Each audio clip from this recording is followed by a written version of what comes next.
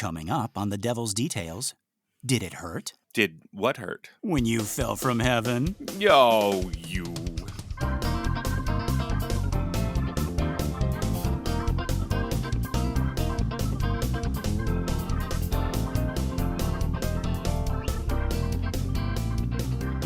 Good morning, Star Lovelies, and welcome to the first episode of The Devil's Details, a show where we dig up, decipher, dissect, and deconstruct the many forms of the devil. My name is Lester Ryan Clark. I'm an actor, writer, and also a teacher of history and literature. And I'm Keenan Diaz. I'm an actor, writer, and also assistant professor at the University of Nevada, Las Vegas Department of Film. And actually, this podcast came about as a result of the recent historic double strike by SAG-AFTRA and the WGA. Those are the unions that bargain on behalf of the screen actors and screenwriters. When the strike started, we were midway through our other podcast, The Exorcist Minute, a show where we covered the scariest movie of all time, minute by terrifying minute. But because both of us fully support both SAG and the WGA, we had decided to not talk about the movie while the strike was on. And so during that time, we experimented with talking about things like real-life exorcism cases, and the history and evolution of the devil. Long story short, the actors and writers won their strike. Yay! And we got to go back to doing the Exorcist Minute. But we discovered how much we loved looking into the devil in all his forms, in scripture, art, fiction, pop culture, with topics like Dante's Inferno and John Milton's Paradise Lost, and we decided that this deserved to be its own show.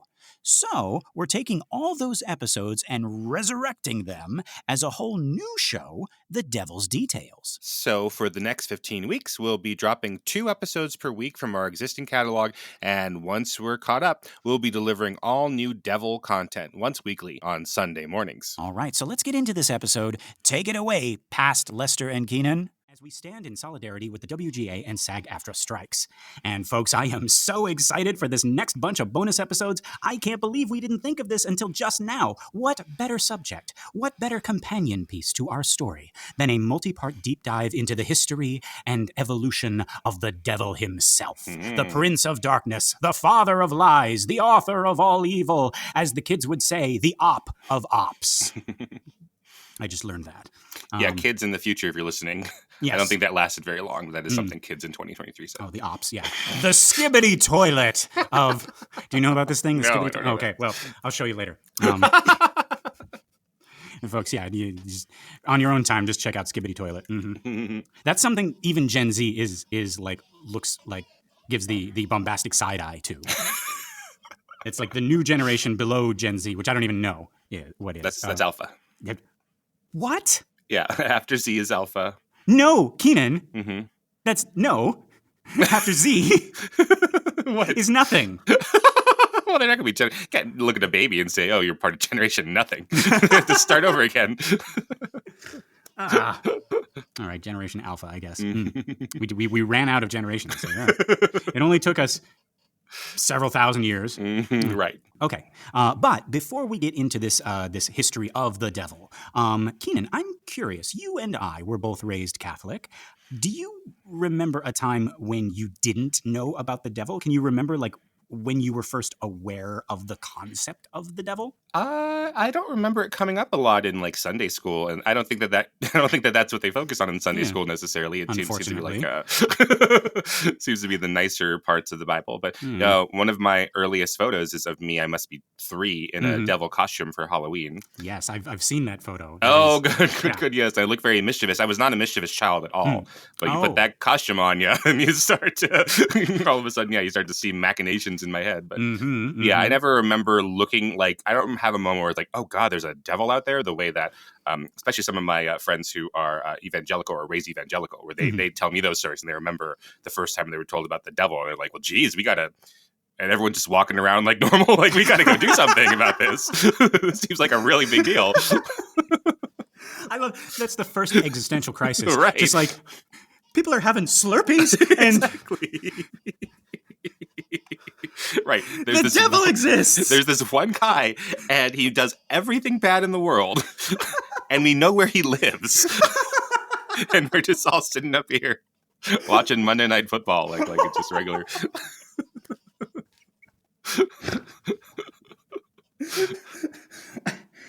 like I remember having those kinds of moments, like for other things, like when I kind of like truly understood the concept of death, right? Like I knew about death, right?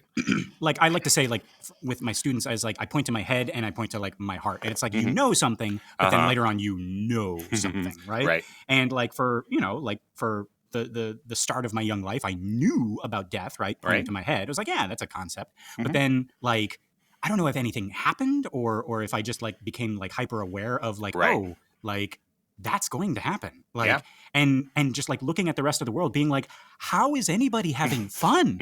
How is anybody enjoying anything? Like right. But yeah. Yeah, you just go memento mori to everybody. You too, remember the end is near. Yeah, it's always near. But yeah, so okay, but like back to a less depressing topic, the devil. Right. Yeah. Like for me, I think I actually met him first in a fairy tale book. At least that's how I remember it. It was one of those books for kids that was like way too gruesome and grim for for kids, but was just accepted as normal kid fare, right? And the pictures were especially terrifying. I think I remember there was like a story in that book about a city where all of the citizens were turned into wood, and it was very Jesus. No, there's no Jesus in this book at all. But yeah, no. It was very like uncanny valley looking. It was gross, right? And that was the story about like the wooden people, right? Yeah. But then the last story was about a guy who sold his soul to the devil. And the last page of that last story had a picture of the devil, and it was the first time I had ever seen a picture of the devil. And I think from that moment I was both terrified and hooked. And then it was like devil costumes for Halloween. I'd notice every time there was like a devil on TV, like an animated short or something. I'd see the devil pop up in video games, and I'm not talking like satanic panic, like the way like it's like, oh, the devil is influencing our kids with Pokemon and like all that stuff. I'm talking about like fighting actual devils and and demons, like in Ghosts and Goblins or Castlevania or something like that, right? And I would even like notice little devil characters on foods, like when we went shopping, right? Like the little devil in the Underwood deviled ham logo, right? He's everywhere. He is everywhere. He is literally, you could say he is the prince of this world, right? And he's promising you a lot. He's promising you delicious deviled ham. Yes, right? And devil's food cake, right? Right, which is always, like, how do you not choose devil's food cake over angel food cake? I prefer angel food cake. But that's fine. Really? Oh yeah. That's really? Fine. Oh, yeah. The one with his profile picture as the devil, folks. Interesting. Okay. All right. But yeah, actually, okay. So like in all those like food logos, right? It's just a little guy with a pitchfork, right? Right. And okay, so that brings up another question, Keenan. When I say the devil, do you have a specific picture in your mind? There are so many, right? Like sometimes they're like a little contradictory. Right. Some of them are monstrous. Some of them are goofy. Some of them look like David Bowie. Yeah. No. If I said I went on a blind date and I got to the coffee shop and the guy was dressed like the devil, right? Yeah. Even against my more logical part of my brain, I would assume that meant a guy in long red fuzzy pajamas. Yes. Right, with horns, and his face is painted red, and he probably has a little what do you call that kind of twirly mustache, like a like a dastardly mustache, right? Yes. Like a goatee. Yeah. Definitely has the goatee and the mustache, and he has a pitchfork, right? A red pitchfork. Yeah, exactly. That's the devil. That's the devil, right? Which is in scripture, I'm sure, somewhere. Absolutely, right? And the devil came to Jesus in the desert, twirling his little mustache. Right? Oh, he's got a little tail that he twirls his mustache, he twirls his tail, and he also twirls his pitchfork. He twirls everything. Right. Yeah, his tail is oddly lifeless. It's kind of floppy. It doesn't do anything on its own. He has to like hold it and twirl it. Hold it around. Yeah, exactly. But yeah, no, that's really cool. Like, and that's actually a good distinction when we say the devil, right? Like I joked about David Bowie earlier, right? But like to me, he's more Lucifer, right? He's that prideful angel, right? And then Satan right, is more monstrous. He's like huge with horns and fangs. And I guess I see something like Dante's version, just this like monster, this giant that could eat you, right? Right. And then if I showed up to a Starbucks and the guy on my blind date was dressed like Satan, or just like Lucifer, those are three very different images in my head. Right. Exactly. Yeah. And yeah, like the devil is much more human, right? Like I mean, David Bowie is also like human, I guess. But too beautiful, right? That's yes. Lucifer's thing, is he's the most beautiful thing that's ever existed. Exactly, right? So like what I mean is like the devil is like a folk figure, right? He's like Santa or the Tooth Fairy. Yeah. You know? Yeah. Or the way that like death is depicted in like fairy tales. Right. Like, that's a really good way of putting it, right? Yeah. Like you play chess with death and you play the fiddle in Georgia with the devil, right? Not Satan. Not Satan, right? You don't have a fiddle contest with Lucifer Morningstar, right? Exactly. That doesn't work, right? His abs would distract you too much. You would exactly, right? Yeah, and when he loses, like he'll melt your face, right? You know, when the devil loses, he's just like, oh shucks, right? Yeah. But yeah, no, it's interesting how the word choice conjures up like different images, right? But yeah, I guess that just goes to show how the concept, the character of the devil is not static, right? He's been around for millennia. He has followed us through the ages, changing his appearance as he goes. Writers like Dante and Milton and Marlowe and later Mark Twain. Right. Even today, like with Neil Gaiman and countless others writing about the devil, right? It's a topic we humans are both terrified of and fascinated by. And so, yeah, like today, Keenan and I are excited to bring you the first part in what I know is going to be like a really cool deep dive. I guess you could say this is a deep dive. But yeah, of the devil. How many layers down are there? It varies. Oh, this again. Yeah. Nobody can agree. Actually, Keenan, ask me again how many layers of hell there are. No, but so how many layers of hell are there? Really? 0. Oh, yes. No. The reality folks. of it. Yeah, if folks, we don't want to, step on anyone. Like, I feel this is the weirdest. I never thought I would be consoling anybody. Like, no, hell is real. It's okay. Like, this is like, they just found out Santa isn't real, and we're like, no, he's within you. He's, but now we're like, no, hell and eternal damnation and judgment without remorse. It's real. It's real. No. Well, a lot of the we sources make hell every day. Yeah, a lot of the sources that we're using for this series have talked about that, about how hell became important. That it's not just like how we scare little boys and little girls at church. It's not just how we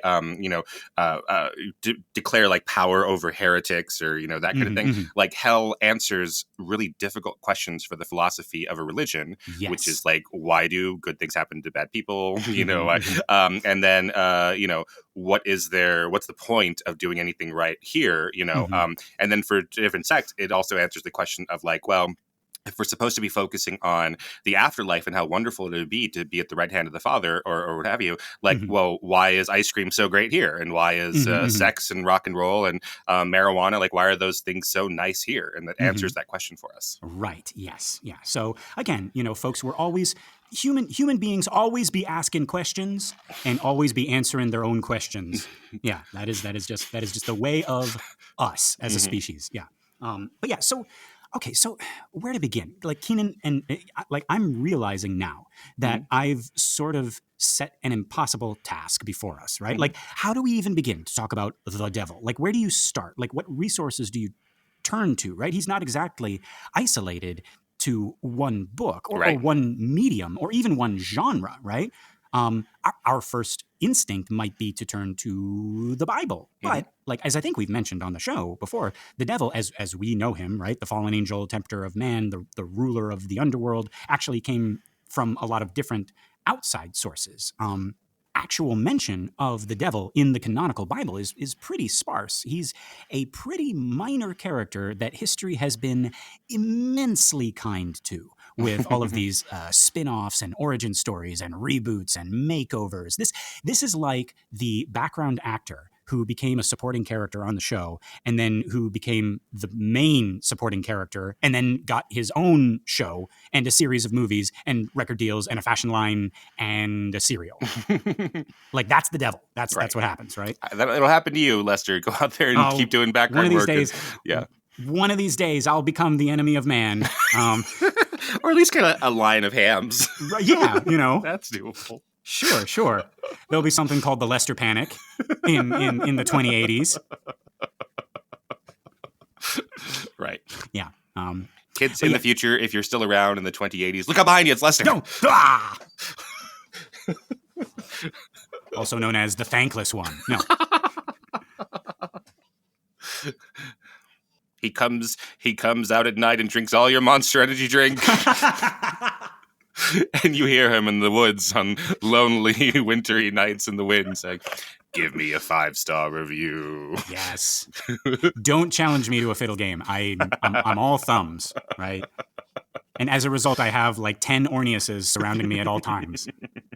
But yeah, okay. So we were talking about like the devil being like a minor character, right? Right. Mm-hmm. In this show, right? But then like, and then he becomes big, and he's like, this big like, he's the, what do you call it? The prima donna, the diva, right? Yeah, exactly. Yeah, right. And then later, right, in the New Testament, right, it's a new show, new stars, new blood, new story, right? But like near the end, like you get the 40 days in the desert, right? And the old guard shows up in a cameo, and it's like how like in a new Broadway show, it's like with up and coming actors and rising stars, right? And they're the ones in the main roles. But then like out onto the stage in a minor role walks like Bernadette Peters or Patti LuPone, and everyone's like, "Oh my God, it's Patti LuPone! Oh my God!"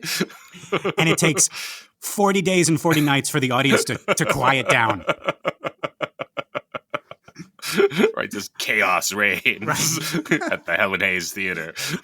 Patti LuPone holds up the the devil horns, the what do you call it?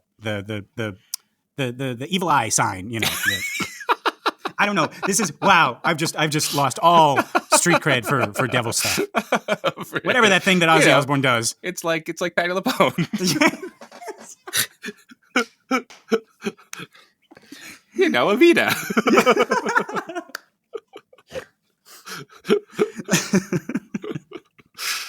Okay, but yeah, Keenan, like we're joking around, but like, why do you think that is? Why are we so obsessed with this character who's barely a character? Yeah. I really am, I really love this idea that we had to invent a devil, like even pick up, the story of the Satan in Job, and pick up the story of Lucifer and combine them and say, oh, the serpent in the garden, that's also the devil, and add that, because we need to have an antagonist in our lives. Like if we're going to personify what it is to be good and what it is to have reward for doing the right thing and being good people, I think it only makes sense for us to have the opposite. I don't, obviously there are non-theistic religions, and so they don't have necessarily like the antagonist to the non-god that they have in those religions, right? Interestingly, one of those is Satanism. They don't believe in God or the devil. Right. Yeah, that's a good point. So they don't have the antagonist for the non-belief in something, right?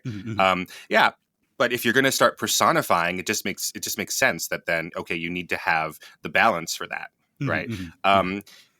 Also, I like the idea, as we've been doing our research, about how the Romantics in the 1800s started to look at Lucifer specifically and like see that as like, oh, hey, like, as the rappers say, middle finger to the Lord. So they actually say that, right? And it's just like, I could do whatever I want, right? And like, and like how attractive that is to think of like, what's the most rebellious you could be? You could rebel at your school or at your job or to your parents or to your community, right? But to go out and rebel against the nature of the universe is quite something else, right? Yeah. And like, I don't know. Well, there are people who are like purposely polluting and they think that's cool, right? People who litter, or people who roll coal or whatever. But like to think about like nature, like I'm gonna rebel against the universe. You don't go out and like kick trees or something, Right, like, you just see it's like in the Garden of Eden. Ow! Ah! Oh yeah, pain. Right. I invented that. That was write that down. Hoisted by my own petard, I guess. Oh wait, petards. Figure out what a petard is. Yes, and then invent it. Yes. Yeah, but so yeah, I like the idea of us creating a devil for different reasons throughout history. I find that really fascinating. Yeah. And I like what you were talking about, like the romantics, which we'll certainly also get to eventually, right? How, I mean, we have, we were talking about like Dante's version of Satan is this three-headed monster, right? That is, we can't identify with at all. But then, and he's fucking blue. He's in a frozen lake, right? What are you thinking, Dante? Come on. Jeez, Dante, don't you know anything? Mr. Alighieri. But then then you look over at like Milton's Satan or Lucifer, and it's like he's painted as this this sexy bad boy. Right. But yeah. Is there something over in your side that's like, I keep on hearing like a voice. It might be my chair. Oh, that's what that is. I was like it sounds like kids' voices. Like, this is the creepiest thing ever. Like, no, I have a rolly chair. Oh, okay. Let me see. Well, I think it's okay. Because I can, we're on separate tracks. So, right. Like, when I'm talking, I can, I only hear it when I talk. So, and okay. Mute it, yeah. But yeah, no, Keenan, you brought up some really good points. I also think, it is simple human nature, right? I think we have made the devil in our own image, right? As a way to explain things, right? Like both outside, like you say, like why do these bad things happen, right? But also like inside, like why am I like this, right? And so we've made a devil, right, as complex and multifaceted as we are. Like we are prideful and rebellious of authority, but we're also earthly and lustful and gluttonous and envious, right? So we can be both like angelic and beastly, right? And we can also be like prankishly playful, right? We can be impish, right? And so we have all of these qualities, but I think like you would agree that none of them are godly, right? Like even the Lucifer part of us is like negative, right? At its core, it's like selfish and self-centered, right? I guess like we were talking about the romantics. I mean, there is something to be said about like, rebelling against authority that you might think is corrupt. Right? Yeah. Yeah, but that's a good point. Like, how do you become godly? I mean, obviously there are people who join the monasteries or things like that. They have to leave mainstream society and become our version of aesthetics in Christianity or Judaism or Islam. But the best we have in English is to say like, well, cleanliness is close to godliness. Close. But that's it. That's it. I think Keenan, that was just invented to get kids to clean their rooms. That's it. I'm a Satanist now. Well, there we go. You're gonna go in. So, whoops, all Satan. Yeah. Mom comes into the room. It's like, why are there socks all over? There's like, hail, chaos reigns. Right. You did this, mother. Yes. Notice I made 9 intricate circles of socks. The dirtiest ones being in the center. Oh, my 3-headed son just chewing on socks for all eternity. But no, like I think, I think the devil is part of us, whether we like it or not, right? Like it's human nature. And so I think we took all of these things, right? The dark angel and the impish prankster, and we made it into a character to take the blame off of God and also off of ourselves, right? Like he's the father of lies. He's the author of evil, right? The devil made me do it, right? Yeah. And God didn't make you do it, right? So it protects God from our evil failings. Yes, right? So there we go.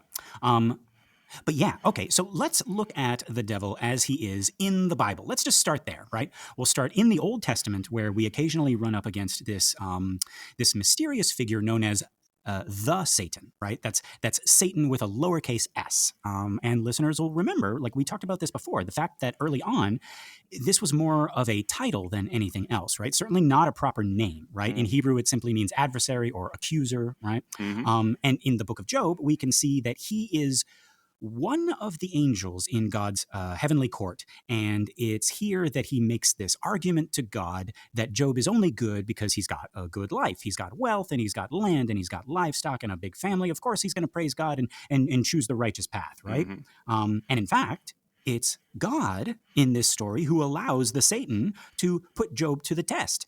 And he does. He destroying his crops and killing his livestock and killing his family and covering Job in boils and sores, right? Right. And it's written in such a way where it's like, okay, there's the God's heavenly court sort of situation, and then the Satan comes forward, and it's written in a way that it feels, or some people read it as, that people who were reading it, Israelites who were reading it at the time, would understand what this was, that this person was coming forward. And it's not like the Satan came forward and the Satan's job was to do this, this, this, this, this. Exactly. It's already like, okay, and you understand how this would work, right? The Satan came forward and presented this argument to God, and God listened to it. Yes. Like if I was telling like a courtroom drama and I said, and then it was the prosecuting attorney's turn to speak. Right. Now, the prosecuting attorney is like, I don't have to do that. Like, every episode of Law and Order does that. Every episode of a courtroom drama like has to talk about like, you'll remember last time the prosecuting attorney. Now, the prosecuting attorney is right. This is my job to do this for you, right? Now, judge, as you are the judge because you preside over everything, like no. Like, so this was an understood thing, right? So this Satan can't really be seen as evil, as he can't really do anything without God's permission, right? Like, he's only able to act within the bounds of God's allowance, I guess. Right. Yeah. The Satan says, I'm going to try to test Job for you.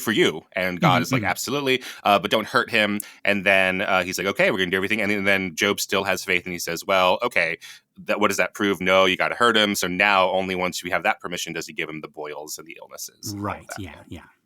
After he kills his family. Right. That's not as important as, as giving him boils and such. That story, oh my God, we're going to get to it. But like, like this Satan can't really be seen as evil, right? As he can do nothing without God's permission, right? He also doesn't live in hell, nor does he seem to have any authority over the bad stuff of the world any more than like any of the other angels do, right? And because this Satan is like Satan with a lowercase s, he could be any angel. He may not even be the same Satan like in later stories. Right. That's a really good point. He could be any angel. I mean, maybe we talk about other angels who in other stories who were this guy, right? Like he's okay. And in this story, he swapped out to a different position. Exactly. Because the Satan is a position.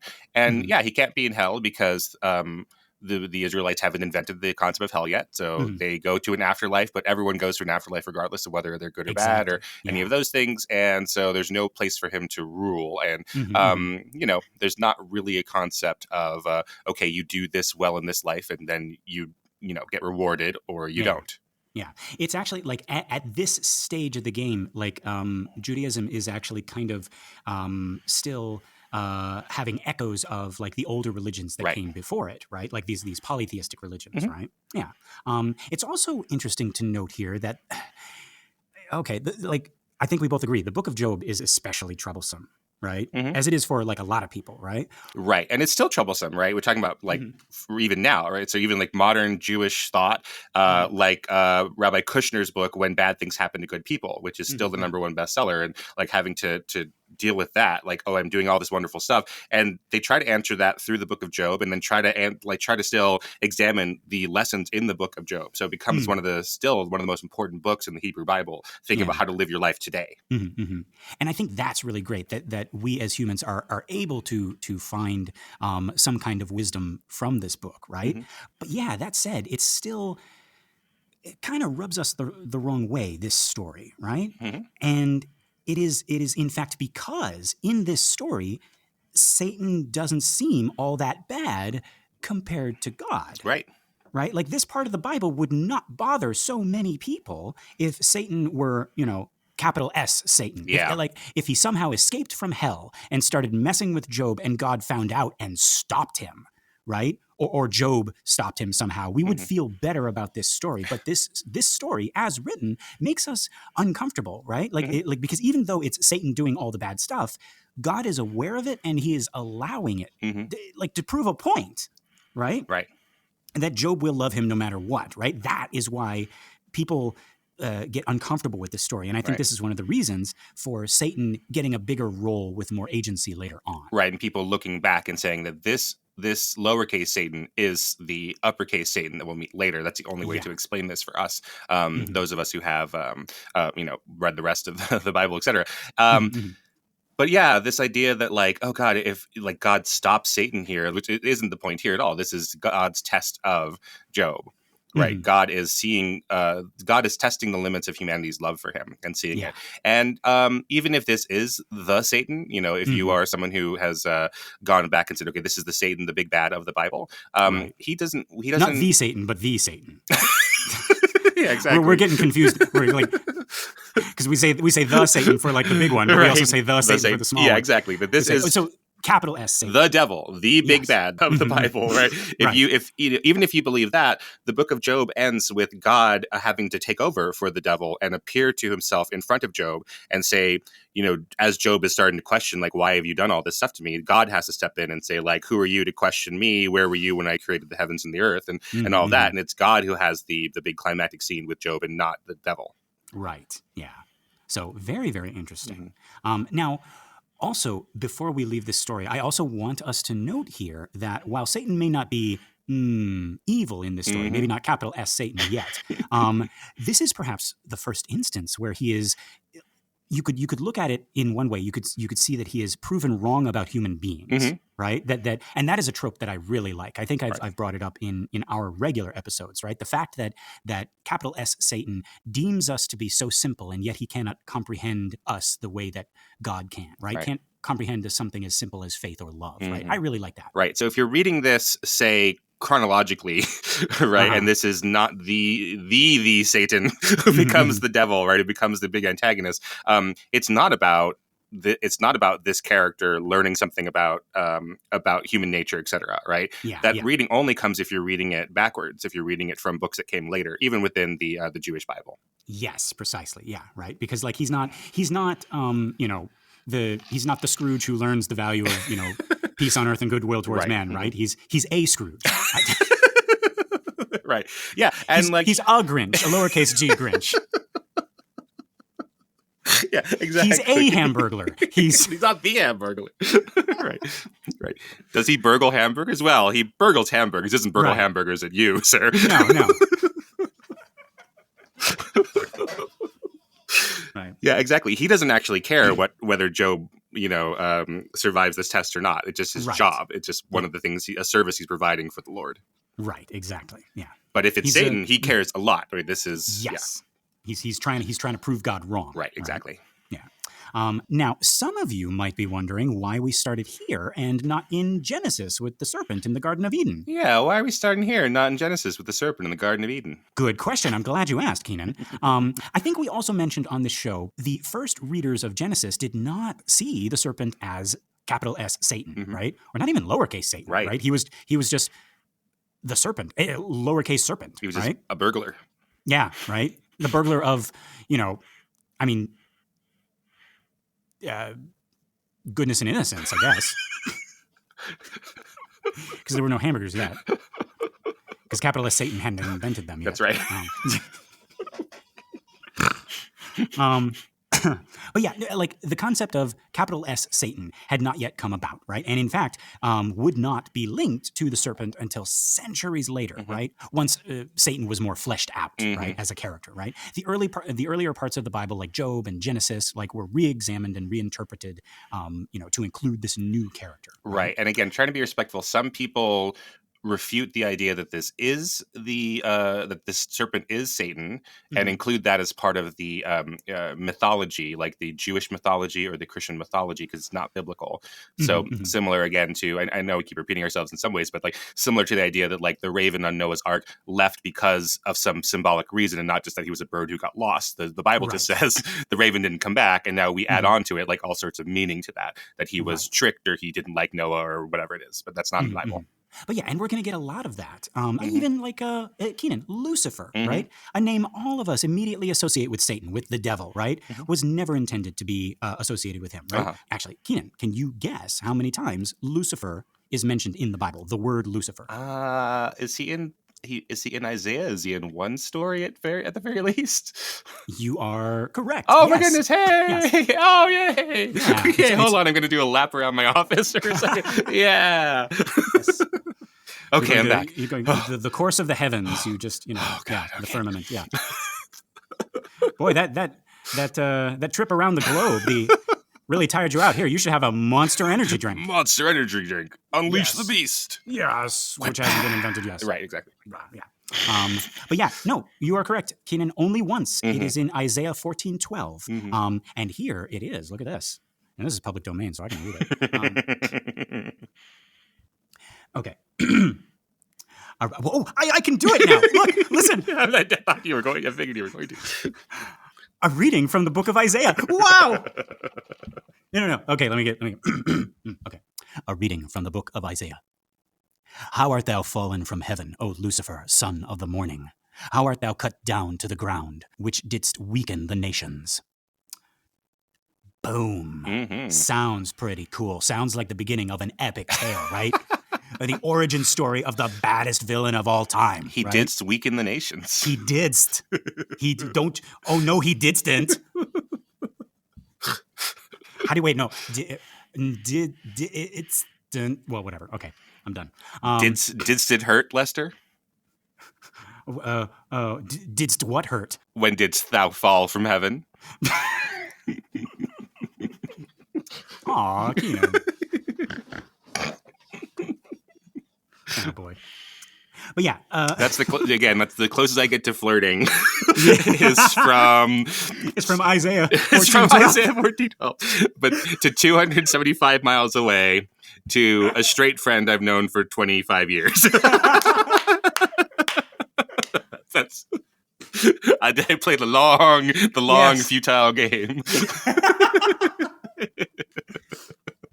Well, Keenan, I got to tell you that line was so good. Like, if the situation were different, I mean, boy, right. Man, if 7 or 8 things about this were different.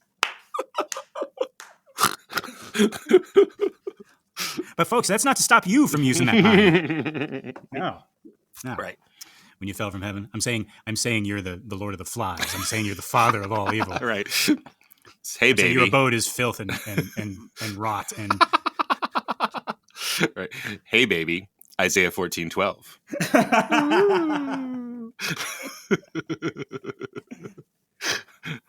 But yeah. But okay. So Keenan, Isaiah isn't even talking about Satan. Oh yeah, he's talking about Lucifer, right? Well, no. Oh, he's not. No. Who is he talking about? Well, okay, yes, but wait.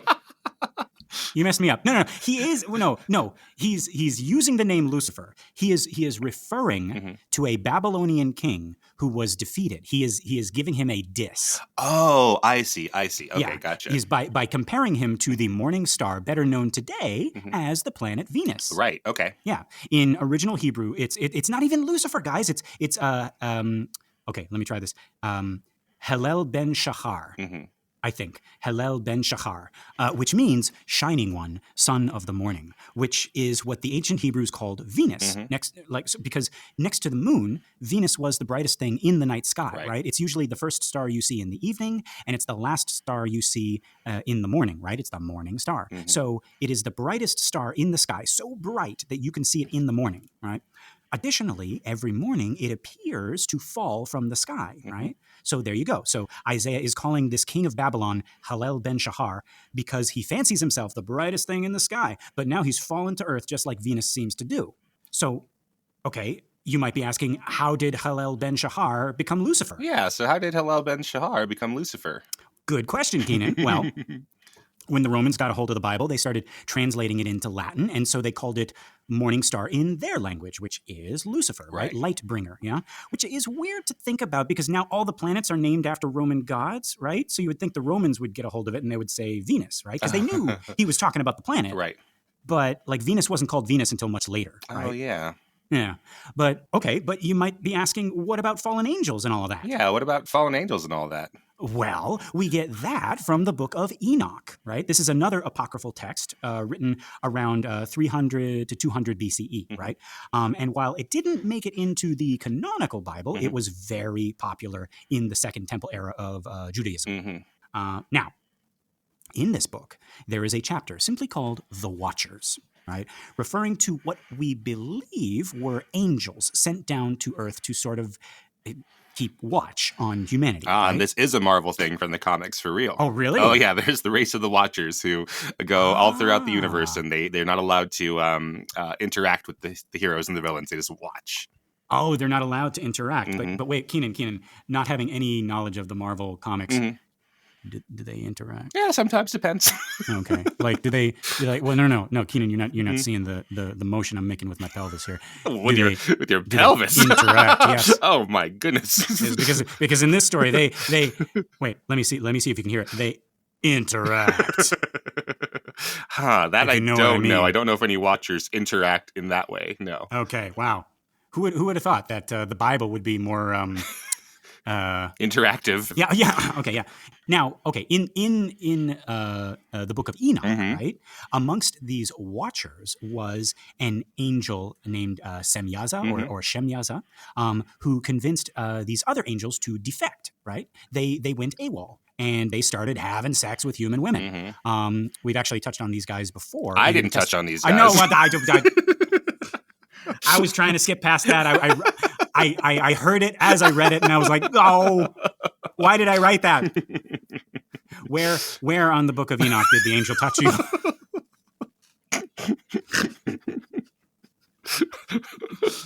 Point to the passage in the Book of Enoch.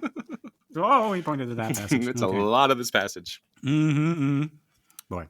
But yeah, no, like we've talked about these guys before in the Testament of Solomon. Right. You'll remember, right? That one of the demons brought to Solomon is thought to be the last of the Nephilim, right? That is the hideous, gigantic offspring of the human women and these, quote unquote, fallen angels, right? It's also said in the Book of Enoch how these defecting angels, led by Semyaza, began to teach the humans, quote, forbidden arts, such as weaponry, sorcery, mirrors, and cosmetics. Oh, I didn't realize that mirrors were forbidden. Yeah, that's what it said in my research. I wonder why. I don't know. Vanity? I mean, cosmetics for that reason. Right, I understand. I understand all of that except for mirrors, right? Well, that's going to hold them back from certain arts and sciences later on if they're not going to be able to learn mirrors. Yeah. Well, I mean, I guess all of these arts and sciences are forbidden. They're verboten. Right? Well, I need to look into that. I'm sorry to derail your story here. I need to look into this idea of mirrors being forbidden, because we do have in the Bible the talk about, like, in Corinthians, like that we see the earth and we see our understanding now through a mirror darkly or glass darkly, right? But later we'll see it face to face. All right, I'm just thinking about it. Well, Corinthians came after Enoch. Oh yeah, for sure. Oh, definitely. Yeah. But yeah, folks. So get rid of all your mirrors. No, don't do that. Especially if you're driving. Don't. Police officer's like, do you know why I pulled you over? Yeah, because I decided not to be a sinner anymore. Yeah. But no, as we know, right, mirrors and cosmetics leads to guns and godlessness. So right, exactly. Yeah, right. But yeah, no. So now, according to the Book of Enoch, this is why God sent the flood, to get rid of all the Nephilim and all of the sinful, but very attractive looking humans. Now it's like, it's like, what's going on with these? It's like, is that rouge? Is that everybody straighten their hair out? Right. And it's like, yeah, it's really, and they smell nicer, right? Like. Lowercase Satan is like, have you smelled these guys? Like, I didn't smell these guys. No, I didn't. No, it's like, I deny all accusations. Right? I'm the accuser. But yeah, so sends the flood, gets rid of all the bad people and the Nephilim, and then he and the other angels take care of Semyaza and the other rebel angels. Yeah. So that's that rebel angel bit of the story right there, right? Or at least one of the inspirations for that. So are we saying that this kind of story of Semyaza and these other rebel angels is leading towards like, again, being subsumed into the devil mythos, or are we saying that, like, this is a rebel angel that's separate from our rebel angel of the devil, of Lucifer or Satan? I'm not sure. It's a little bit confusing, and we're going to see as we go. So like I said, this story was really, really popular, even though it was not considered canon, right? And it was so popular that early Christians actually went back through the canonical texts to see if maybe there was some, like, secret allusions to it in the canonical text, and they get to Isaiah 14:12, and they're like, oh, Lucifer. That could be, like, the same guy from the Book of Enoch, right? And so that's how they were able to, like, make their own headcanon by, like, taking an obscure reference in the canonical Bible, right, Lucifer, and conflating it with the story that they really, really liked. Right. And this Semyaza story, again, like, personifying answers that we still have about the Bible. So when we talk about the flood is because, okay, the earth has become wicked, right? And now this is putting this into a narrative form that, well, the way that it became wicked was Semyaza and the Nephilim and all that. And that's why we had to endure the flood. I like it's kind of like it's passing the buck back and forth, right? Because it's like, God sent the flood because people are bad. Right. Wait. No, it's not that the people were bad. It's that these bad angels came and influenced them. Right. And so, like it's interesting how this story evolves, yeah. right? And as the evolution of how we see God evolves, right? God is asking us to accept that he's wiping out everybody except for the people on the ark. Right. And you just have to accept that because that's God's infinite wisdom. It's something beyond your control. Right. And then these manifestations of a devil or a devilish force like Semyaza, right, is like, okay, God was doing the right thing. And it's this other thing that's to blame, that why God had to wipe out the entire world. Right. It's protecting our image of God and making him somebody that we are more palatable isn't quite the right word. Like we can accept God's wisdom more if we have these other reasons for it, for his actions. These bad angels, these monstrous Nephilim, and then we're just like assuming that like all of the people that they kind of corrupted were just like beyond depraved. Yeah, they were just like horrible. Well, it's smart not to give them names and stuff. Right? Yeah, once you start naming them and talking about like what their favorite food was, or no, I'm not listening. How they passed their time, right? No. Right, there was just a list of, and then there was Jacob, and Jacob lived on the hill, and Jacob liked to play the lute. Oh God, I already miss him. And then there was Jacob, and Jacob lived on another hill, and Jacob liked to play the lute. Jacob, I'll never forget you, Jacob, ever, or your brother Jacob. Oh God. So that is like one instance of how fallen angels were kind of introduced into this mythos, right? Now, that's not to say that people didn't believe in demons and evil spirits, right? People have been believing in those since time out of mind. Demons have been around since before the rise of Judaism, right? Which is the first of the Abrahamic religions, but also one of the first monotheistic religions, as we understand it, right? But even before that, people believed in demons, right? Now, none of these demons ever got to be as powerful and as scary as our devil, right? Even a king of demons like Pazuzu was nowhere near as powerful as Anu, the sky god. Right. He didn't even control all of the winds, right? Just the southwest one. Get it together, Pazuzu. Sheesh, right? And pick a lane, south or west. God. So where did this notion of a single solitary demon king controlling all the evil of the world and standing in opposition to God come from, right? It certainly wasn't part of the early Hebrew Bible. Right. Well, the answer might be found almost 4,000 years ago in ancient Persia, what we now know as Syria, Iran, and Iraq. This is where the Zoroastrian faith began, conveniently by Zoroaster. Also known as Zarathustra. We got to play his intro music. Burr, burr, burr, burr. Boom, boom, boom, boom, boom, boom, boom, boom. That's Thus Spake Zarathustra, in case you're wondering what the hell we're talking about. We do private parties and also a podcast, apparently. When we're not doing whatever it is we're doing right now. But yeah, so if I could So that's Strauss's Thus Spake Zarathustra. There's also Nietzsche's book Thus Spake Zarathustra, and so Nietzsche's book is about the relationship between man and God. And so when he's talking about Zarathustra, he's talking about Zoroaster, who, as Lester's going to tell us, is like the guy who he was the dude, right? He was the goat. I don't think he or his followers would like me calling him the goat. He's the foe to the first of all time. Oh yeah, there you go. Right. Oh yeah, that's really good to point out. There are still Zoroastrians today. We tend to we always write about it as this ancient thing, and it was replaced by Judaism, and we didn't need Zoroastrianism anymore. But that's not true. Right. No.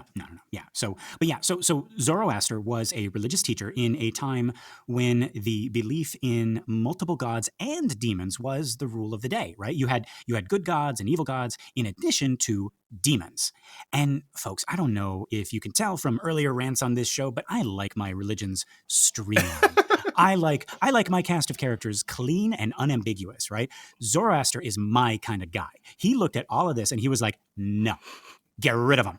Like we got Ahura Mazda, the good god, and Ahriman, the bad god. Boom, there we go, done. Yeah. And this was revolutionary. Not only did it clean up the whole confusing pantheon of gods and demons, it also formed the basis for dualistic thought, right? This separation of good and evil, right? Remember, way back in our show, back when we were following our mysterious man in khakis as he wandered in the desert of Iraq, we talked about the ambiguous nature of these earlier gods and how they weren't necessarily always good. Right. Keenan, like you likened them to landlords, which I really, really liked. I don't remember saying that, so they're great. Yeah, well, yeah, no. They were like dukes or landlords. Right. And they were revered and they were respected and obeyed, but they were just as morally gray as humans. Oh, I think I see what I might have meant. Like you have to... You live with them, you respect them, you don't love them necessarily, right? Like they're performing a function and you need to perform a function, but you don't like love Pazuzu the way you love God. Right. Or even Anu, right? Right. Like you are like you may sacrifice to them, right? Like kind of like paying your rent, right? Or you might do a service for them or ask something of them, right? But it was probably more out of like I don't want to get eaten. Right. Or stepped on. Right. That's most of my emails to my landlord are about that. Please don't eat or step on me. As you see in our lease. Yes. As is written forever and ever. You need to give me 90 days notice. Yes. Right. 90 days and 90 nights. See, that's that fine print there. It's really good. It's like that's the benefit of having Mephistopheles as your roommate. Right, exactly. It's like make it 90 days and 90 nights. It's like, oh, good one, Mephistopheles. Sounds real legal. And Mephistopheles, so utilities are due. It's like, well, you got to give me a couple more weeks. I was just the scare acting hasn't been going too well. Right, exactly. Because it's July. And this is all I wear is just these red tights. Well, so it cuts down on laundry, that's for sure. Yeah, definitely. But makes for a smelly roommate as well. So yeah. But yeah. But yeah, like no. I mean, speaking of that, Keenan, I just a little update. Not that anyone out there cares, but the swarm of bees that was infesting our front porch is now gone. Oh, that's good. Yes. Mysteriously, on the 3rd of this month. Is that for real? Which I think is when the checks cleared. That's right. So, we made a little bee effigy and we burned it in front of the balcony and now all the bees are gone. In accordance with your rental agreement. Yes, and my wallet is empty once again. It's a miracle. But yeah. Now, okay, so yeah, like we said, we with Zoroaster we have the good god, right, Ahura Mazda, the god of light and order, right. And then we have Ahriman, god of chaos, darkness, and deception, right? Oh man, I can't make jokes because I just said it's a real living religion, and I can't make jokes about this religion. I don't think. Yeah, this is. I know this is. See, this is why I was like, oh, this is like we can't. This isn't ancient Greece. This isn't. Right. I have no trouble making fun of my own religion. Right. Folks, there are real people as you know. out there. Yeah. Right. I'll make fun of it, till the cows come home on the day of judgment. No. But yeah, so we got Ahura Mazda, and yes, like Keenan says, Zoroastrianism, Ahura Mazda. Sorry.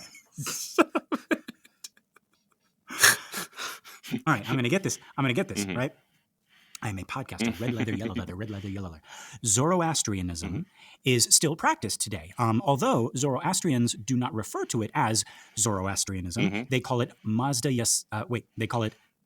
Yasna, which is worship of Mazda, right? Or Ahura Mazda, right? So, and yeah, there are only about like 200,000 left in the world. Right, but their cultural contributions still go on, in things like Toyotathon and Honda Days. Wow, you tricked me. I really thought you were going along with with dualistic thought and good and evil and monotheism and no, you're making a card. No, very important thing. Yes. Hang on, I lost my stress putty. Hang on. Shot into the ceiling.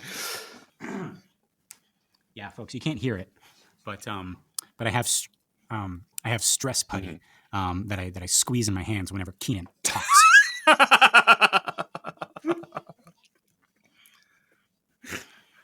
He's gonna get us canceled. This was in the shape of a man. I was gonna call him Adam, and now I'm just squeezing it.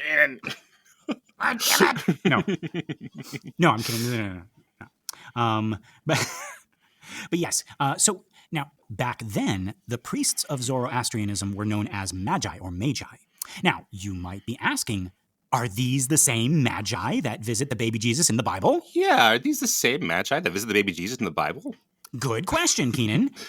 Yes, they actually were Zoroastrian priests. That's really crazy. I did not know that at all. Yeah, isn't that cool, right? The three magi, the three wise men, right? Yeah, right? So, and this is, of course, also where we get the words magic and mage and magician and all of that stuff, right? The ancient Greeks actually believed that these Zoroastrian priests must be magicians because they possessed so much knowledge, right? Like, they said, nobody can be that smart. They got to be wizards. Right, that's the Arthur C. Clarke, right? Any sufficiently advanced technology is indistinguishable from magic. There you go. Right. But yeah, so Zoroaster or Zarathustra actually started out as a priest of the older religion with all of its many gods and demons. And by all accounts, he was upset by what the local priests and by extension, this polytheistic religion was actually doing for the people. You got bandits rolling in, people were suffering and dying left and right, and the local priests, they were just like cooped up in the temples performing complex rituals and sacrifices to this god or that god, and Zoroaster just saw this huge disconnect between the gods, the priests, and the people. Then one day, he went down to the river to get water for one of these ceremonies, and lo and behold, as he puts it, Ahura Mazda appeared to him and said that he, Ahura Mazda, was the one true God, and that he, Zoroaster, had a mission to spread the word. And okay, so let's dive into it. We got Ahura Mazda at the top, right? And he is supported by 6 holy beings known as the Amishventas. I think I'm pronouncing that right, the Amishventas. That sounds right? great. Yeah, these are often compared to angels or archangels in the Abrahamic traditions. There also seems to be sometimes a 7th spirit who some folks say might be another Amishventa or an angel, or could be seen as the Holy Spirit of Ahura Mazda, right? This is Shventa Manyu is his name. Yeah. So now, in older versions of this religion, it was also believed that Ahura Mazda also had a parent, and that is Zurvan, or time. But much like Solomon's 72 demons, or 36, that is now considered non-canonical and actually heretical in that case. Okay.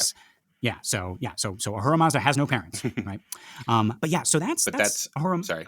But that's similar, right? Like Kronos of time was Zeus's father, right? So that's interesting how these things cut across. Like, obviously, some people believe that all religions are connected in all these ways, and that the similarities of them express a truth that is inherent, right? That everyone has discovered their own version of truth in these similar ideas. Other people point out that, well, the cynics and skeptics point out that, well, all these similarities are a sign that they're fictional, right? That they are that they're written in all these similar ways and they're sort of copying ideas from each other, or that they are inherent. Anthropologists sometimes argue that these are inherent ways that we in the human mind are wired to experience the divine. Right. So like people like Joseph Campbell, right? Telling his hero journey, right? And he's comparing all the myths around the world, right? Yeah.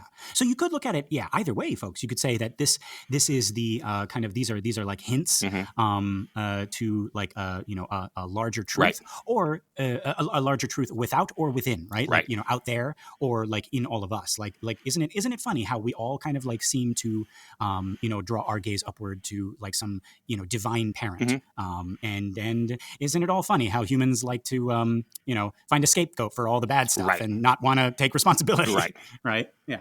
But yeah, okay, so that's Ahura Mazda, right? But we all know why we're here, folks. like let's talk about Ahriman, all right? Like also called Angramanyu, right?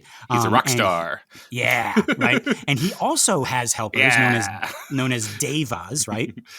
And if you Ahriman and the Devas, right? The inventor of metal, right? Literal metal. Right. Right. What's more metal than literal metal? Than actual metal, right? But yeah, and if you look at these pictures of like the devas, right? They look very demonic, or I guess daemonic, right? Now Ahriman is everything that Ahura Mazda is not, right? He is the exact opposite. It is very clear cut. He is darkness, he is death, he is disease, he is decay, he is war, famine, suffering, and chaos, right? Death itself was actually created by Ahriman and is considered the worst pollution of all of Ahura Mazda's works, right? So here again, we have like the begetter of death, right? The robber of life, yeah? Now, he is the reason for the source of all the bad stuff in the world. It's him.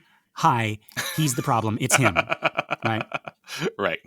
If everything is like, is it me? Am I the drama? I don't think I'm the drama. Maybe I am. Am I the villain? I don't think I'm the villain. Am I the precursor to Satan? I don't think I'm the precursor to Satan. And that's really interesting as you're talking about, okay, so, geez, I have to look at the word in order to say it properly. Hold on. Yeah, it's Ahriman. Ahriman, thank you. Or like a cat hiss. Right. So, right, if you're thinking like Ahriman is the inverse of Ahura Mazda, right? Yes. That is not how our original depictions of Satan, Lucifer, the serpent, any of that stuff in the original Hebrew Bible are. Right. But that starts to become, as people are starting to create artistic depictions of the devil, they're like, well, he must be the opposite, right? He must be the opposite of God or Jesus or both, right? So however we develop the picture of what Jesus is, let's do the opposite for the devil, the inverse of that. Right. Yeah. And so you get a lot of these creative images, which we're definitely going to get into down as we go deeper down. Right. Is this like a Dante journey? Are we getting into different? Is each episode like a circle of hell? And like at the very very bottom, we're going to see like this 3-faced monster, and he's chewing, and it's our faces. Did I just spoil it? He's got little stress dolls of us. Lester, Keenan. And just little versions of us in those like red tights, devil costumes, like prancing around in the bottom. Yeah. Love it. But yeah, so okay, now let's get into this story here. So before the beginning of time, there was nothing except Ahura Mazda and Ahriman. Right? And they lived in separate realms of infinite light and infinite darkness. Then Ahura Mazda created the earth, and Ahriman was like, earth, right? And he invaded it, and he started eating up all the good stuff and corrupting the world, right? Thus was the beginning of the, I think it's, let me say it, of the Gumeshin, I think is how you pronounce it, the Gumesh or the Gumeshin, or it just means the mixture of good and evil. Right? Now, Zoroastrians believe that this world is actually like a trap for Ahriman, right? So by luring him into this world, Ahura Mazda knows that Ahriman will be killed like a virus by all of our good thoughts and deeds. So you hear that, folks? How did you try to kill Ahriman today? By not strangling Keenan. By not strangling, yeah, see? Made a conscious decision. Ahura Mazda's up there. It's like, well, I mean, like, you guys are separated by like hundreds of miles. It's like, no, this is a Herculean effort, but believe me, this is like 9,000 points of Ahriman's HP right there. Yeah. So in Zoroastrianism, the world is a battlefield. Is that a song? Like, the world is a battlefield. Okay, yes, there we go. Yeah. Right. But it's love is a battlefield. I don't know if you know that. Oh, dang it! Well, we're just going to cut all that out. Both of us knowing, yes. All right, got it. But yeah, these two opposing forces are in constant struggle for dominance, and this plays out in the lives of mortals like us. Hey, I'm a mortal. I mean, not immortal, right? I'm a mortal, not the. No, that doesn't work. Right, you're not the Harry Potter. You're a Harry Potter and the Prisoner of Azkaban. Yes, I am a.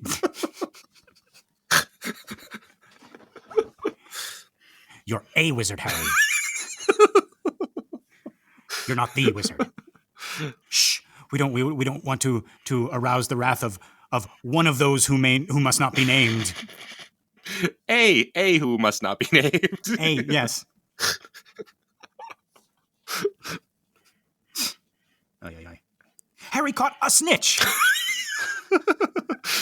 It's a golden snitch. It's a golden snitch. It's like sometimes when you're like in whatever it is, like Little League soccer or Pee Wee soccer, right? And they have tiny little fields, and sometimes the fields are really close to each other, and the ball goes from one little kid game into the other field. Right. It's like, no, it doesn't count. That's a snitch from another Quidditch game down the block. Shut it down. Oh, Harry Potter. Yeah, okay, so back to Zoroastrianism, right? So the battle for good and evil is won and lost in the choices that we make every day, right? We can see how this is very much like the devil trying to tempt us, right? Trying to get us to stray from the path of righteousness, right? Yeah, righteousness.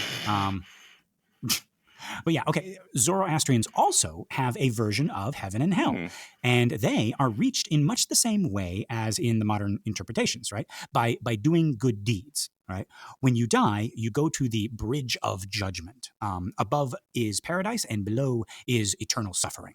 It's here that your good and bad deeds are weighed upon a scale, after which you may either cross the bridge and enter heaven, or fall from the bridge into the pit, right? There's even a place similar to limbo, right, or purgatory, I guess, that is neither good nor bad. It's just like where you go if you don't fit into either category, right? Which I like. We got a lot of these older religions kind of like taking into account. It's like, well, this person isn't like wicked, right? This is, I mean, he's pretty wicked, but right. Where would Ozzy Osbourne go? Yeah, right. He bit the head off of that bat, but he thought it was a toy. Yes. He didn't. He thought it. Wait, is that what he says? That's what he says now. Okay. At the time, everyone was like, that's so badass. I was like, oh, yeah, totally. But no, he says now that he thought that there were toy bats at some of these concerts, and he thought that this was a toy bat, and he bit the head, and then it squished hot blood into his mouth. Oh. Just, I mean, quite a surprise. Then he is the best actor. In all of acting, right? Then, yeah. And it's like, if I bit the head off of a supposed toy bat, and it turned out to be a real bat, I would react. Like you like sriracha, probably, or Frank's hot sauce, right? But when you think something is ketchup and you dip a fry in it and it's sriracha, right? It's like the worst feeling in the world. Oh, don't get me started on that red bean paste stuff. Right? You pick up a which I love. Right. If I you know what it is, right? Yeah, right. But I pick it up and and I bite into it thinking it's like a chocolate cream donut or something like that, and it's a red bean paste cream donut. Yeah, exactly. Right. Yeah. So you cut open your birthday cake and you think you're gonna have some devil's food, and it's just bats. Just nothing but bats. Yep. It's hard to blow out the candles after that, Right. But yeah, so and folks, we also have an apocalypse story. Oh, okay. So currently, right now, as we speak, the battle between Ahura Mazda and Ahriman is still raging. But eventually, a savior will come, born of a virgin. Interesting. Okay. This savior will lead the armies of good against the forces of evil and bring about the end of the world. And after this, the world will be swallowed in fire, and all the no, I'm going to read it normal. Yeah, I know how higher our voices can go. Yeah. Which is like the rest of, like, not just this episode, but all of the devil episodes. Yeah. Anyway, yeah. But no. Okay, so after this, the world will be swallowed in fire, and all the remaining people will pass through it, wherein they will either perish or be purified and ascend. Oh. Also, the gates of hell will open and everyone will be redeemed. Right. So hell isn't eternal. Yay. Wow. Okay. I like that. Okay. So there you go. So one thing before we move from Zoroastrianism, though. So it's interesting, right? Like we have Eastern religions which don't come from this same thread. Like Zoroastrianism is its own thing. I don't believe that those people see themselves as being related to Judaism and like seeing themselves as brothers or cousins the way that Islam and Christianity and Judaism are, right? But we see how these come from a similar place, and it's like, okay, there's good or bad. We bifurcated the world, you said. Right. And there's black and white, and the opposite of good is evil. In some of the karmic religions, we have similar ideas. Right. So in Taoism, there's the yin and the yang, and they are black and white, masculine, feminine, order, chaos, etc. But the point there isn't for one day for the white to overtake the black or the black to overtake the white. They're trying to find a balance of those things. because they don't see them as a bifurcation that is that's temporary, or a bifurcation that is imbalance in the world. We're trying to strive for one or the other. So they're trying to find a equilibrium and a stasis there, right? And it's their concepts of evil and goodness are completely different from our concepts of evil and goodness. Yeah, they don't have, like, there are, as we've said before, like demonish characters, but there isn't an idea of like, oh, this person is evil. Sin works differently there, right? And the afterlife works completely differently. Yes, and I'm excited to explore those if and when we get a chance. Right. Yeah. But yeah. So there we go. We've gone from an angel with little to no individual power, merely an accuser, to, as Father Marin would say, the robber of life, the begetter of death, and the inventor of every obscenity. Every obscenity? Every obscenity, right? If there's an obscenity that you can think of, the devil invented it, right? And even the ones you can't think of. Yeah. And we can now see the beginnings of the devil we all know and love. Next week, we're going to go even deeper into this hellhole and look at how the Greeks and the Romans contributed to the most famous, or infamous, villain in all of history, Frankenstein. No. But that is all of my notes for today. All right. Well, that was great. Thanks, past Lester and Keenan. So young. Yeah, so naive, so innocent. Right. Well, folks, I have been Lester Ryan Clark, both in the past and in the present. You can summon me on all the socials as Lester Ryan Clark. And I am immune to the bounds of time, and I've been Keenan Diaz, and you can invoke me on Instagram and Letterboxd at Howdy Keenan. Yeah, find more of our shows and other really cool podcasts at True Story FM. Like us on Instagram and join our Facebook listener group, Dante's Ninth Circle Sushi and Karaoke Bar, or feel free to drop us a message at thedevilsdetails@gmail.com. Wouldst thou like to live deliciously? We're not even asking for your souls. Just give us a 5-pentagram rating on iTunes or Spotify or wherever you listen to our show. In the dead of night, when the village is asleep and the witching hour makes the veil between worlds most thin. That and sharing the show by word of mouth or on social media helps our little podcast grow and find more cool people like you. All right, folks. Until next week, love and hisses. Mwah! Mwah.